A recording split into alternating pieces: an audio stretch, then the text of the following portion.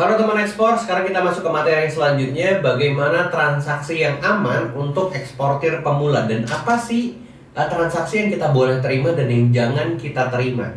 Oke, jadi kalau misalnya gue bilang katanya banyak teman-teman cerita ekspor itu banyak penipuan, menurut gue kitanya aja yang nggak paham soal payment. Kalau misalnya kita paham soal payment, menurut gue kita tidak akan pernah kena tipu. Gue udah 7 tahun di dunia ekspor juga sampai hari ini nggak pernah kena tipu tuh sama sekali. Toh juga gue bahkan ya, maksudnya meskipun kirimannya sedikit, kiriman banyak, tetap aja tuh kayak aman-aman aja. Meskipun ya buyer suka nakal kayak, wah ini orderannya barangnya jelek nih, itu mah bisa-bisanya si buyer aja. Tapi kalian kalau udah punya pembayaran yang benar gitu ya, mau si buyer ngomong apa juga nggak akan pernah bisa ketipu. Jadi gini, pembayaran yang paling umum itu kan TT dan LC gitu ya. Nah, gue bahas dulu nih si TT. Biasanya gue itu menggunakan konsep gini, 50% down payment, 50% against BL. Nah, apa maksudnya against BL? Jadi kan kalian udah kirim gitu ya, udah kirim kontainernya udah jalan, baru pelayaran ngasih surat tuh bill of lading. Nah, bill of lading itu dikasih ke kalian, terus kalian tinggal scan, kalian foto, itu juga aman kok, nggak masalah. Si buyer tidak akan pernah bisa dipalsukan karena itu kertasnya pun kertas khusus, kertas si bill of ladingnya, jadi aman-aman aja. Kalian tinggal fotoin, kalian scan, ini kok BL-nya udah ada, bayar sisanya 50%. Banyak yang kena tipu, dimana si buyernya bilang udah kirim dulu bill of ladingnya, nanti saya baru bayar. Nah, kalau misalnya teman-teman eksportir yang mereka tidak ngerti cara payment kayak gini, tiba-tiba awal-awal ya udahlah ekspor aja, terus nggak pernah punya pengetahuan, nggak pernah belajar di komunitas ya, ketipunya di situ. Karena ketika kalian udah keluarin bill of lading, itu pasti 100% nggak mungkin dibayar, tidak mungkin dibayar. Karena itu adalah satu-satunya jaminan kalian untuk bisa menagih uangnya si buyer. Tapi kalau misalnya ada juga kasus gue udah tahan, dia nggak bayar-bayar sampai kontainer tuh udah nyampe kena denda gitu ya, ya gue bilang itu urusannya dia. Karena dari awal gue punya agreement 50% against BL. Jadi once ketika BL-nya sudah ada, dia harus bayar 50%-nya. Kalau dia nggak bayar-bayar dan dia mundur ya, dia harus bayar sisa penaltinya yang di pelabuhan negara itu. Ini titik. Ini mesti kudu wajib ya guys ya. Jadi against BL itu harus. Jangan yang kayak 50% down payment, atau ada juga nih, ini yang benar. Yang salah itu ketika dia bilang 80% DP. Wih, menarik ya, kayak mata langsung hijau. 80% DP, bayangin. 20% dia bilang after checking the container. Yang gue bilang, kalau dia udah after checking, artinya kan kontainer itu udah dicek, dilihat kan. Nah, dia tuh butuh BL untuk ngeluarin itu. Percaya nggak percaya, 20% kalian tuh udah nggak mungkin dibayar, itu udah. Nah, di situ kalian berasa kayak kena tipu, bayarnya kabur. Tapi kalau misalnya against BL ya nggak akan pernah kena tipu, gitu.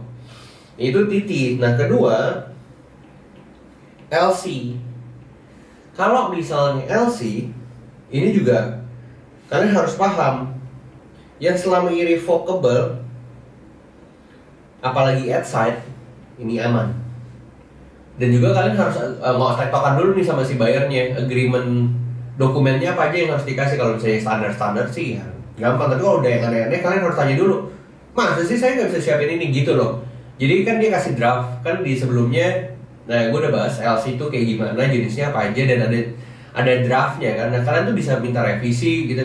Kalian bisa minta kayak, kayaknya gue nggak bisa yang ini deh, gue bisa yang ini, kayak gitu. Kalian bisa negosiasi. Tapi kalau udah LC revocable, yang kalian terima itu udah pasti aman.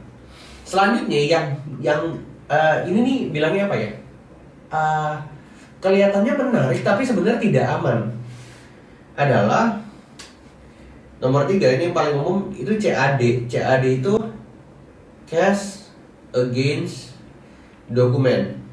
Sama kayak si telegraphic transfer, misalnya dia 50% DP, 50% lagi pas BL-nya udah ada. Tapi kalau CAD ini biasanya dia minta 100% against BL. Nah, buat gua ini jangan pernah mau nih. 100% against bill tuh jangan pernah mau. Kenapa? Karena kalian kerja dulu pasti pakai produksi uang kalian gitu ya. Pasti kalian produksi itu bikin pakai uang kalian. Nah, apa jaminannya dalam waktu produksi itu si bayarnya nggak ngilang atau bayarnya kabur? Kan nggak ada. Kan bisa aja dia kabur sesuka dia kan. Atau kalau misalnya dia tidak kabur sekalipun, nanti di ujung-ujungnya pas kalian udah kirim, kan kalian udah kirim nih, terus begitu jalan, udah kontainernya jalan, terus kalian bilang, bayar dong 100-nya, terus dia bilang, nego, saya lagi krisis nih, wah ini lagi gini nih, segala macam. Kalian mau ngomong apa? Orang kontainernya udah jalan, ya kan? Nah, kalau misalnya ada orang minta CAD atau cash against dokumen, kalau kalian tetap pengen mau karena kalian merasa kalian punya capital, kalian ambil letter of credit irrevocable, itu depan aman. Jadi dia setor dulu uangnya di depan. Itu yang paling aman guys. Jangan kirim dulu terus kayak jangan gitu. COD deh kalau misalnya kita main kelas e-commerce, COD aja kayak cash on delivery, itu aja banyak yang nyangkut dan bermasalah. Apalagi ekspor kan kita nggak bisa datengin negaranya terus kita tagih gitu kan, kita nggak bisa. Nah, jadi caranya untuk yang bikin transaksi aman tuh yang kayak gitu. Pertama, telegraphic transfer 50% down payment, sisanya against BL, dan BL-nya jangan pernah dikasih. Yang kedua lah LC irrevocable. Lalu plus minus kalau menggunakan TT, dan plus minus kalau menggunakan LC. Nah, plusnya di TT adalah ekspor tanpa modal. Gua akui guys, ini beneran tanpa modal. Banyak kok teman-teman bisa ekspor yang udah sukses ekspor produknya dan tanpa modal.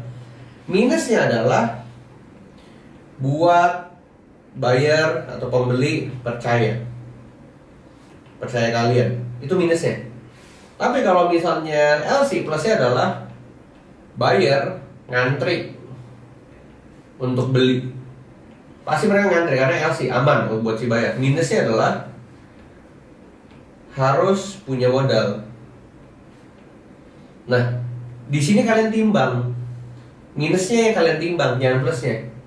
Minusnya apakah lebih gampang bikin buyer percaya kalian, atau kalian tuh emang ya dapat privilege dari lingkungan-lingkungan yang memang punya modal dan gampang untuk ngerjain. Jadi itu terserah kalian.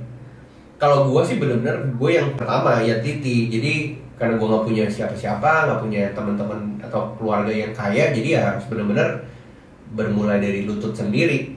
Minusnya kan cuman bikin buyer percaya kita. Nah, nanti di materi selanjutnya bagaimana kita bisa bikin si buyer itu percaya.